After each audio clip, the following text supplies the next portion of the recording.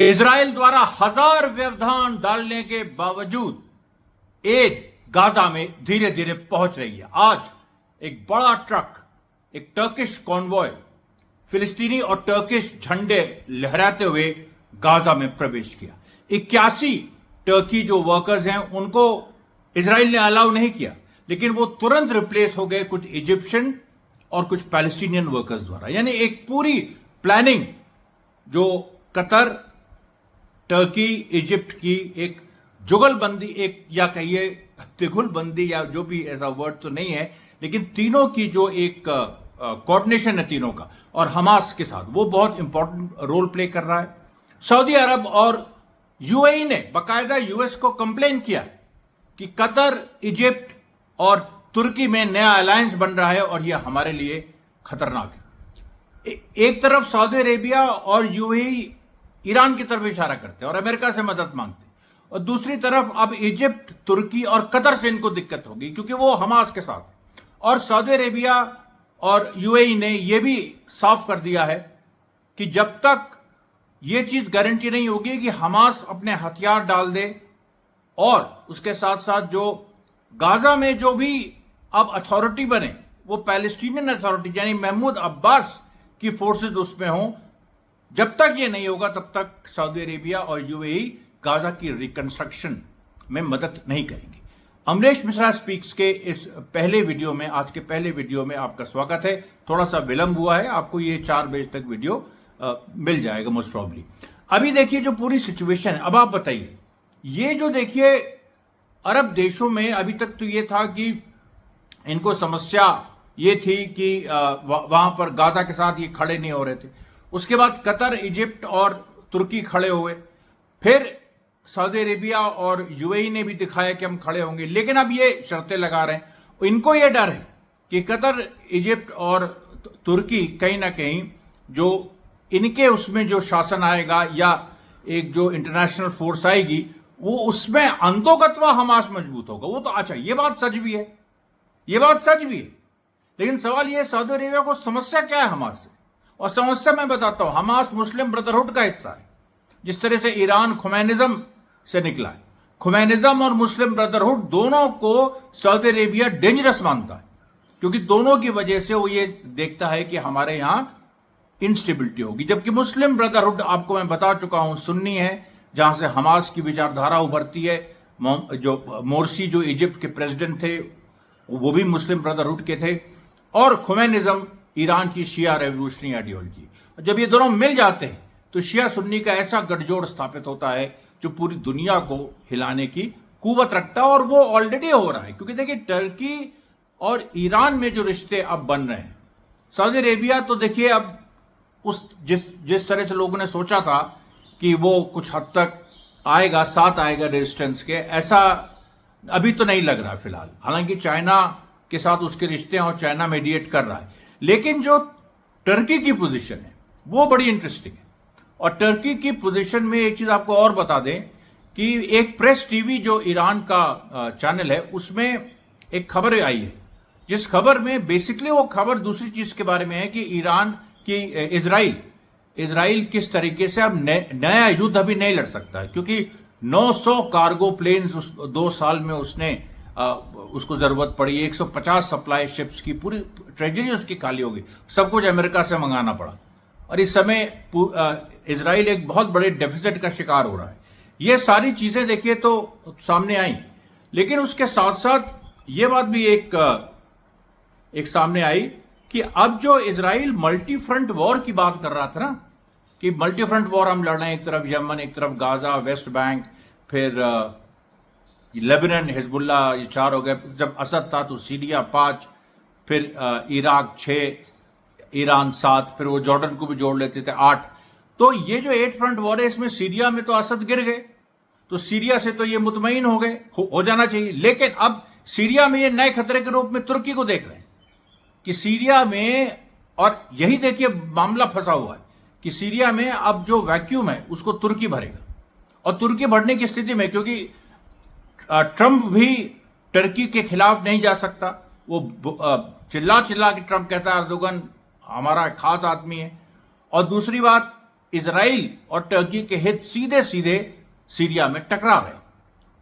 तो ये असद के गिरने से जो एक्सिस ऑफ रेजिस्टेंस को नुकसान हुआ वो टर्की क्या पूरा कर सकता है। अब इसमें देखिए बहुत सारे जो प्रो एक्सिस ऑफ रेजिस्टेंस लोग हैं, हम भी हैं, वो टर्की पे थोड़ा सा शक करते हैं और करना भी चाहिए, जो हिस्ट्री रहेगी खासतौर पे अर्दोगन की। लेकिन इधर टर्की का अब नेशनल इंटरेस्ट ऐसा हो गया है कि वो इजराइल के विरोध में जाए, क्योंकि सीरिया में उसको एक स्टेक मिल गया है और वो स्टेक को छोड़ेगा नहीं।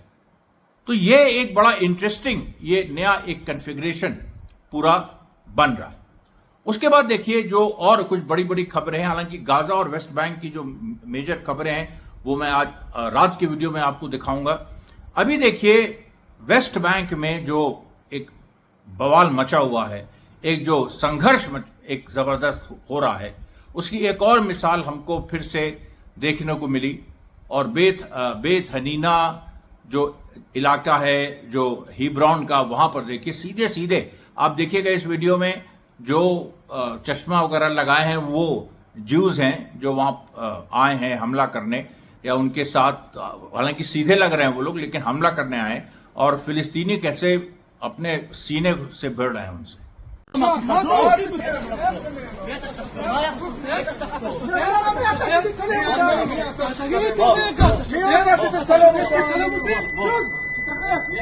אתה שוטר שתצלם אותי?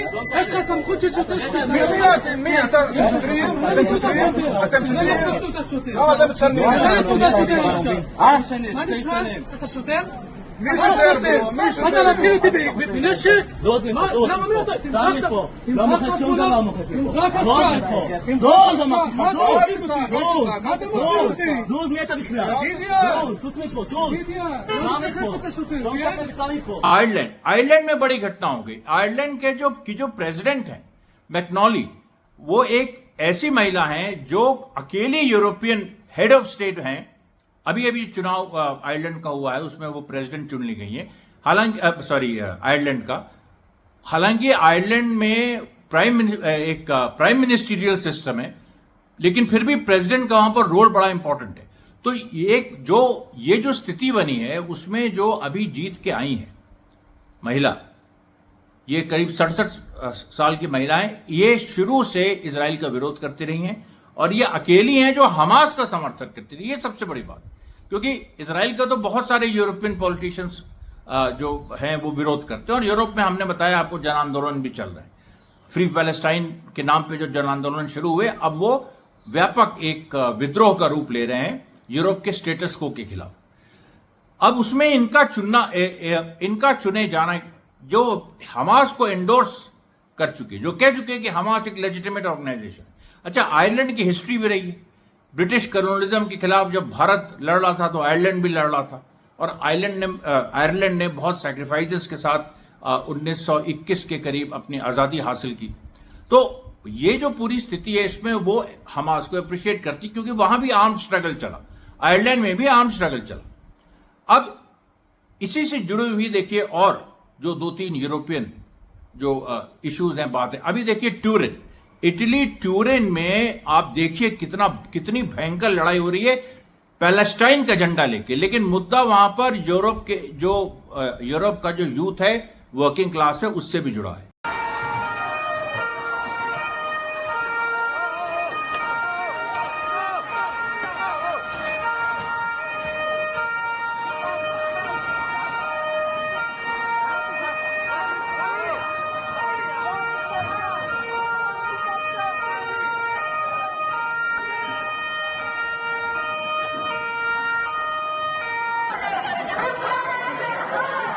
फिर देखिए जर्मनी में भी कन्फ्रंटेशन हो रहा है। Und wieder geht die Berliner Polizei gegen Eltern mit ihren Kindern vor. Australia technically Europe में नहीं है, लेकिन वेस्टर्न वर्ल्ड का पार्ट है।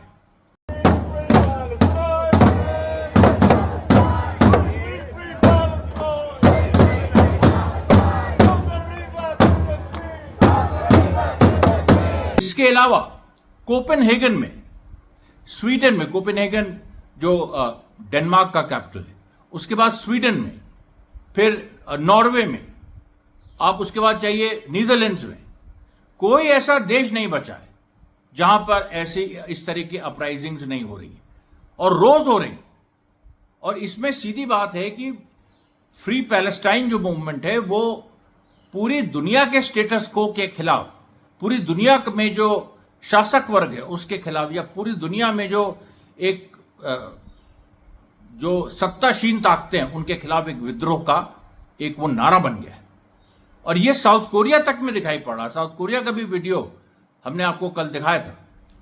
अब देखिए जो और खबरें हैं कि यहां पर एक बड़ा महत्वपूर्ण डेवलपमेंट ये हुआ है कि हमास ने, देखिए जो कायरो में जो मीटिंग हुई उसमें हमास ने एक तो कह दिया कि हम किसी भी हालत में रेजिस्टेंस अपने हथियार नहीं देगा, दूसरा किसी बाहरी फोर्स को हम अलाउ नहीं करेंगे, अरब फोर्सेस को ही अलाउ करेंगे। वो सारी बातें अपनी जगह हैं। लेकिन खलील अल हैया का भी स्टेटमेंट आज एक और आ गया, जिसमें उन्होंने ये भी कह दिया कि ऐसा अगर कोई सोच रहा है कि वो ट्रंप पलट जाएंगे या ट्रंप जो है वो इजराइल के साथ दे देंगे, तो उनके लिए उसने, खलील अल हैया ने कहा कि हम भी इस बात को जानते हैं कि ऐसी संभावना हो सकती, लेकिन फिलहाल ऐसी स्थिति है, ऐसा बैलेंस ऑफ पावर है, क्योंकि अरब देश जो मैंने आपको शुरू में बताया, जो 3 अरब देश पूरी तरह से हमास के साथ खड़े हो गए हैं। और ईरान वाला फैक्टर हमेशा अमेरिका के दिमाग में रहता है। ईरान पे देखिए कुछ महत्वपूर्ण सूचना या कुछ महत्वपूर्ण घोषणा ट्रंप करने जा रहे हैं। तो खलील अल हैया ने कहा कि देखिए ट्रंप को जो पूरी दुनिया का जो पब्लिक प्रेशर है वो ट्रंप को अपने रास्ते से, यानी नेतन्याहू विरोध से या गाजा की पीस प्रोसेस को आगे बढ़ाया जाए, इससे रोक नहीं सकता। मतलब ट्रंप रुकेगा नहीं, क्योंकि पब्लिक प्रेशर दुनिया का ऐसा, और वो हमको दिख गया जब आज ट्रंप मलेशिया पहुंचे। अब आप देखिए ट्रंप मलेशिया में लैंड करते हैं, उनका रेड कार्पेट से स्वागत होता है।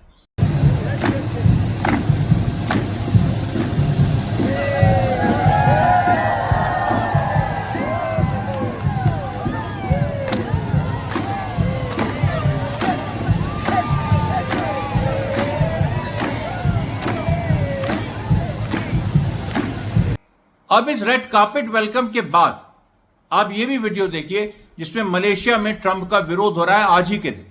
pun pagi ini bukan kerana kita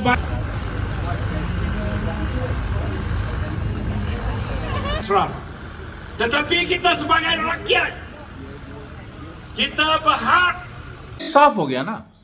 Malaysia में भी, जबकि अच्छा मलेशिया में थाईलैंड और कंबोडिया भी आए हैं, एक ट्राइलैटरल समिट टाइप का वहां हो रहा है, और ट्रंप कह रहा है कि कंबोडिया और थाईलैंड की भी लड़ाई हमने रुकवाई। चलिए वो एक अलग बात, लेकिन वहां पर जब थाईलैंड, कंबोडिया और मलेशिया, ये 3 देश वहां पर पूरा समिट मलेशिया समिट ऑर्गेनाइज कर रहा है, थाईलैंड और कंबोडिया भी आए हैं, वहां पर ट्रंप ने कुछ ट्रेड डील साइन की है। तो अब ये भी देखिए वहां से भी ट्रंप मैसेज यही दे रहा है, हालांकि उसका विरोध हो रहा है। वही मैं कह रहा हूं, दोनों चीजें जुड़ी हैं। ट्रंप जहां भी जा रहा है उसका विरोध हो रहा है, और उस विरोध को वो इस रूप में देख रहा है कि हमारा विरोध नहीं, ये नेतन्याहू का विरोध है। नेतन्याहू तो वो वही चीज जाके नेतन्याहू से कहता है कि देखो ये हम यहां गए, हम ये विरोध हुआ, अगर युद्ध शुरू हुआ गाजा में तो फिर विरोध होगा। ये राजनीति हो गई, और इस चीज को बखूबी हमास ने पकड़ लिया है, और इस रास्ते पे हमास लगातार आगे बढ़ा है। तो ये देखिए आज का जो पहला वीडियो था, दूसरा वीडियो अपने समय से 9 साढ़े 9 के बीच आ जाएगा। तब तक के लिए धन्यवाद साथियों, बहुत।